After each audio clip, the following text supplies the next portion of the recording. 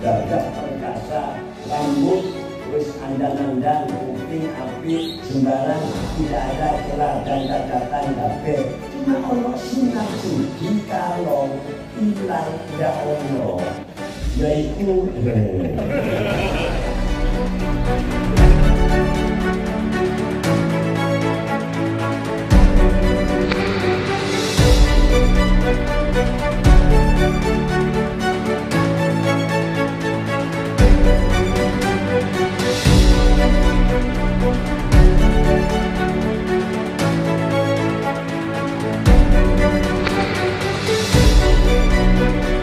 lisannya bisa berkata dengan rahasia batinnya, sehingga Nabi SAW bersabda, ittaqi firasatal mu'min fa innahu yanzuru bi nurillah. Hati-hatilah dengan firasat orang mukmin karena ia melihat dengan nur Allah.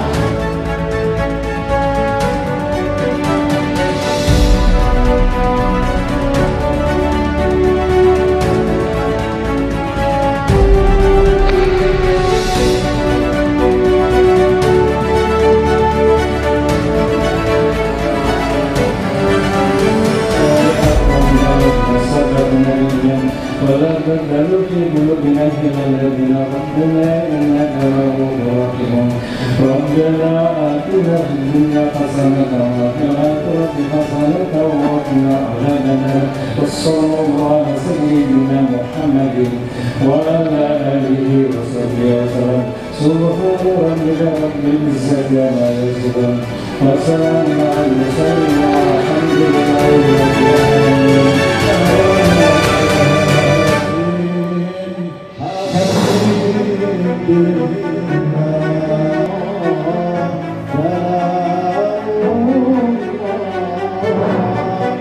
وسلم على سيدنا محمد.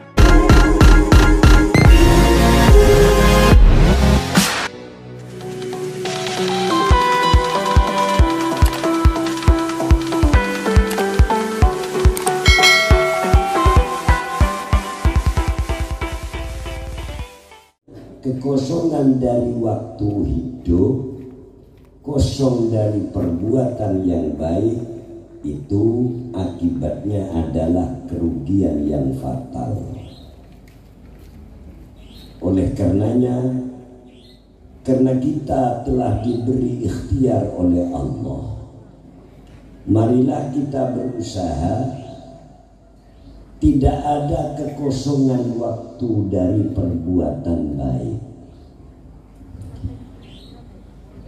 Apa melalui pergerakan lahir atau gerakan batin. Alhamdulillah, insya Allah sudah 36 tahun yang lalu atau 36 tahun yang lewat dari kemangkatan beliau, para santriwan santriwati di ngebrek, tidak ada jenuh dan bosan-bosannya turut serta bergerak untuk mensukseskan acara seperti ini. Pertama, yuk kita berdoa, mudah-mudahan khususnya Mbah Yai Husain, Mbah Yai Nur Hadi, lan para guru-guru sing dikholi, mugi-mugi Allah selalu ngangkat derajatipun, selalu derajatipun niku melalui taroqiyah minal barzakh ilal akhirah wa fil akhirah ila ma syaa rabbuna wa rabbuhum au ila ma la nihayata lahu. Sampai kapan naiknya derajat itu? Tidak pakai sampai-sampai kalau sudah di akhirat. Ila ma la nihayata lahu, sampai hal di mana tidak ada puncak dan batas. Lan mugi-mugi dengan dasar mahabbah dan cinta kita pada guru, pada mursyid kita, pada murabbi arwahina, mudah-mudahan kita mendapatkan aliran barokat daripada beliau, sehingga kehidupan kita, amalan kita menjadi makbul, diterima di sisi Allah. Amin Allahumma. Dan ilmu yang kita terima menjadi ilmu al-ilmu nafi', ilmu yang bermanfaat. Amin. Mohon maaf niki gunemane wong pilak, cuma ono dawuh la takrahu zukam, kalian jangan benci flu lan pilak, fa innahu yaqta'u uruqal junun wal juzam. Pilak ini mengunci, menutup saluran syaraf yang menuju gila dan juzam. Jadi wong nek isih pilek iku tandane didono saking dua penyakit yang sangat dahsyat dan paling kita jijiki adalah edan karo juzam. Sampeyan lek pilek berarti sampeyan gak iso edan. Sampeyan nek gak percaya dolek wong edan cunguken irunge. Lek ana ingus umbele sampeyan tapuk kula. Apa sebab otaknya itu kering, sudah tidak mengalir lagi. Jadi nek sampeyan sik pilek, ini berarti kotoran di otak itu dikeluarkan oleh Allah melalui hidung, yang berarti masih ada lancar dan engkernya otak. Jadi nikmat, namanya flu dan pilek niku. Alhamdulillah. Muga-muga sak muline teko kene kok pilek kabeh. Insyaallah. Upamine kula mboten panjang, kula yakin Kiai Gus Wahyu lan Gus Faruk ridho. Rodok ngoyo-ngoyo. Muga-muga dadi amal sing ketrima kabeh. Tuh, lek iki diterima. Kullu maqbulin ghar. Setiap apa saja yang sudah jelas diterima itu barang mahal. Wong ngelamar kerja ae sing didoleki ketrimane. Nggih napa nggih? Bisa masuk kerja itu setelah diterima. Wong iso nglaksanakno akad nikah, kawin seneng-seneng karo wong wedok sing kita cintai itu setelah ada pintu penerimaan. Mari diterima. Makanya penting diterima. Tapi namine keterami, keterima, diterima, terimanya amal atau qabul itu barang ghaib. Sudah barang tentu nek ghaib. Allah ngendika ing dalam Al-Qur'anil Karim, a'udzu billahi minasyaitonir rajim. Bismillahirrahmanirrahim. Qul, katakanlah Muhammad, la ya'lamu man fis samawati wal ardil ghaiba illa Allah wa la yash'uruna ayyana yub'atsun.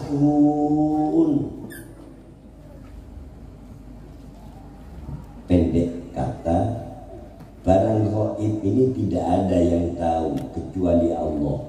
Menungso sak jagat raya. Hatta malaikat sak langit ambrane ora ana sing weruh nang amal iki wis ketrima apa ndak. Berarti sejak kita mukallaf, baligh dan akil sampai sekarang ini jelas kita semua tidak ada yang mengetahui amalan kita itu makbul, diterima oleh Allah atau tidak. Itu belum dan tidak ada yang tahu. Tapi tolong jangan putus asa. Engko wong wedok-wedok kuneman. Lek ngono lak kari kesele kang muslim amal iki andon payah. Kak ngono ya gak ngerti nang ketrimo ndake. Cuma tuas amal melulu tapi ketrimane awak ora weruh. Wis sing penak ora usah sembahyang mari, senajan sembahyang awak ki ya gak perlu ketrima landake. Nek ana wong sing kaya ngono ya iku contone wong sing pertama kali diancam karo malaikat siksa. Ya untung malaikate duduk kula. Nek kula malaikat gak ngenteni mati. Angger guneman kaya ngono tak tekek, tak buka cangkeme tak uyuwi. Wis gak mungkin kula dadi malaikat krana malaikat ndak ana malaikat nguyuh niku mboten enten. Guyon tapi ya temenan. Pun singkat mawon. Niki tengah-ngajeng niki rupanya di dalam hati masing-masing ada lintasan yang berbentuk tanya dan bertanya. Kang Muslim, kalau kita tidak tahu bahwa amalan kita itu diterima, karena al-qabul itu barang gaib yang jelas hanya Allah semata yang mengetahui. Mosok nggih Kang Muslim, tanda-tanda atau rambu saja, hakikatnya tetap kita serahkan pada Allah yang tahu tentang diterima dan tidaknya amal. Tapi nopo tandane? Apa rambu-rambu? Setidak-tidaknya kita diberi pengertian Kang Muslim oleh Allah tentang arja wa aqrab lil qabul. Amalan itu lebih diharapkan dan lebih mendekati bahwa itu diterima oleh Allah. Napa ya gak ono sing kaya ngono. Aja kuwatir, nek gelem ngaji tentu ono ae petunjuk saking Gusti. Saking Gusti. Pasti.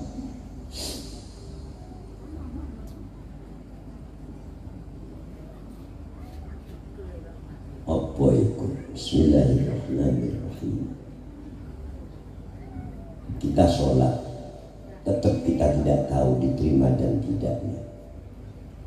Kita zakat, sedekah, zikir, atakoh dan lain sebagainya.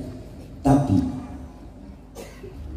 arja dan akrab ini ada jalan kita untuk mengetahui. Apa itu? Al-madarus syarif wal mizanus syarif. Nek cara wong Jawa uger-uger sing mulya. Ini tidak bisa diingkari, tidak bisa ditolak. Tolak ukur barometer yang pasti bisa mengetahui bahwa amal itu arja, lebih diharapkan, wa akrab dan lebih mendekati diterima adalah as-sholat, sembahyang. Tolak ukurnya itu sholat. Yang kalau maksud ini tetap as-shalawatul khams, yang 5 waktu. Ya nopo, nek sholat ini ku ketrimo, ojo kuatir. Seluruh dan segenap sedayane amalan sejak kita mukallaf sampai sekarang, angger amal iku perbuatan sae, sing fardu, sing sunat, sing fadhail, kabeh jok kuwatir ketrima. Sedaya ketampi wonten ngersanipun Allah. Ngeten iki diharap. Allahumma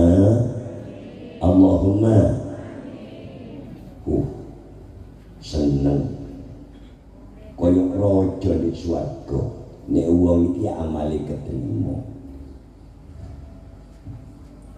Tapi sebaliknya, bila mana amal kita yang berbentuk sholat itu kacar-kacir, sholat itu ditolak, maka pasti seluruh amal yang lain turut serta ditolak.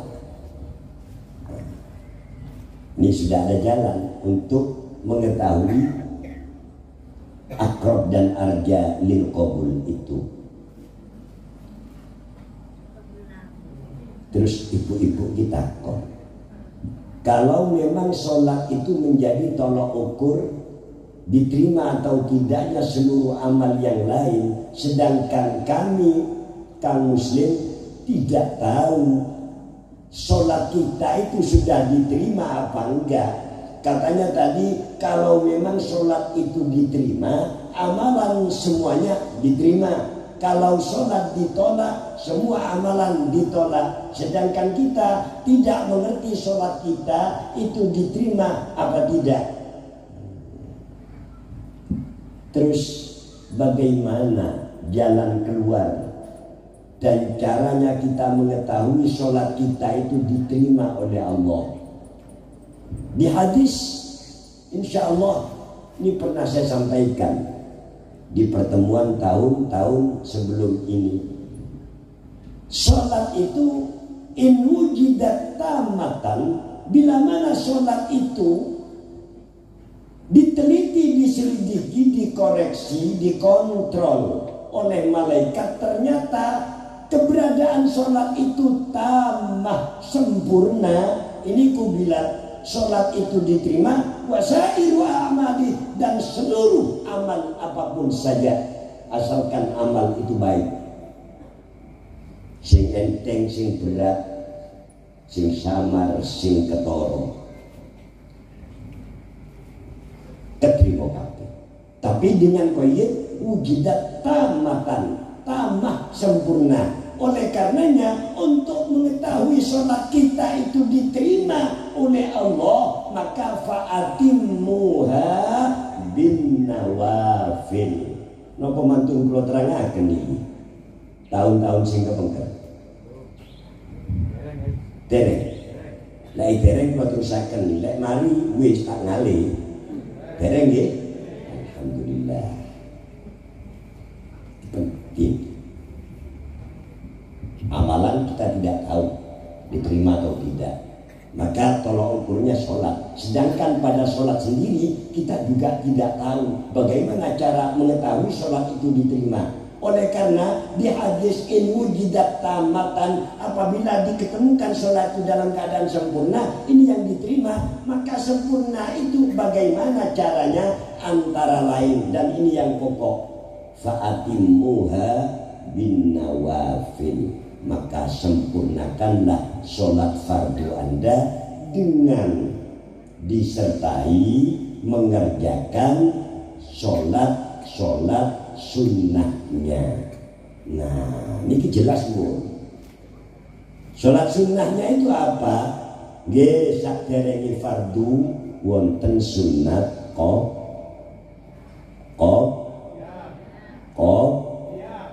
iya.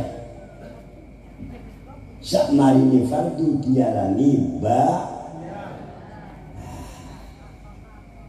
itu jangan ditinggalkan. Itu pelengkap, penghias dan penyempurna. Makanya untuk mengetahui sholat kita itu wujidat tamatan, sempurna, yang menjadi tolak ukur diterimanya semuanya amal, kesempurnaan sholat fardu itu harus kita iringi, kita sertai, kita lakukan, amalkan sholat yang sunnah, qobliyah, ba'diyah. Kalau isya ada qobliyah, ada ba'diyah. Jangan lupa setelah ba'diyatul isya ada sholat witir. Kerjakan itu. Witir ini adna, sholatil witri adalah rakaat, cuma serakaat, cuma satu rakaat. Tapi nek wong biasa-biasa cuma sak rakaat, iki wis ketara, nek iki umat Nabi Muhammad sing paling males, ngono wae. Makanya kita walaupun aktif tapi cuma witir satu rakaat, itu masih ada ru'unatin nafsi, kecerobohan diri, kecerobohan nafsu kita.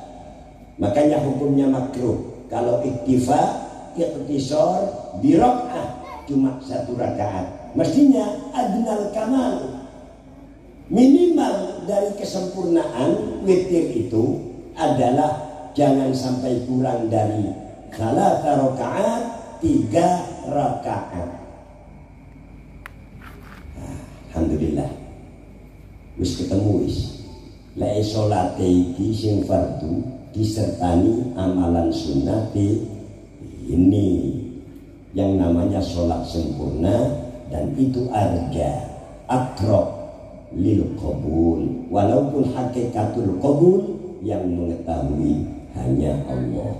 Terus saiki lek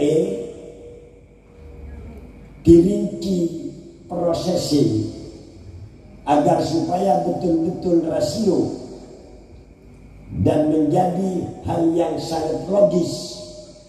Logikanya itu bagaimana? Ngeten.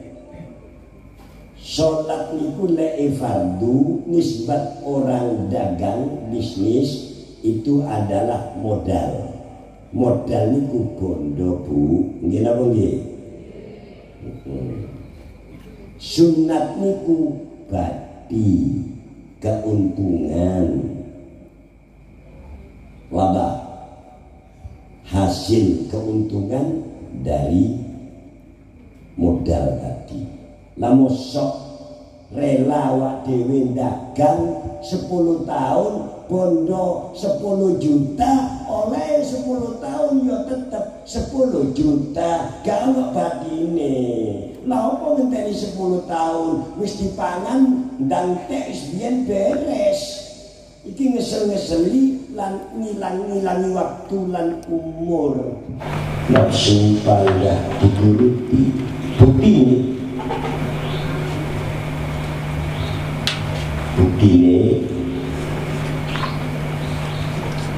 Buktine bendino luwe akeh nganggur, ibadah ndak maju malah saya mundur. Kadang isi aku bagus lan mujur, iku tandane ati ndak jujur.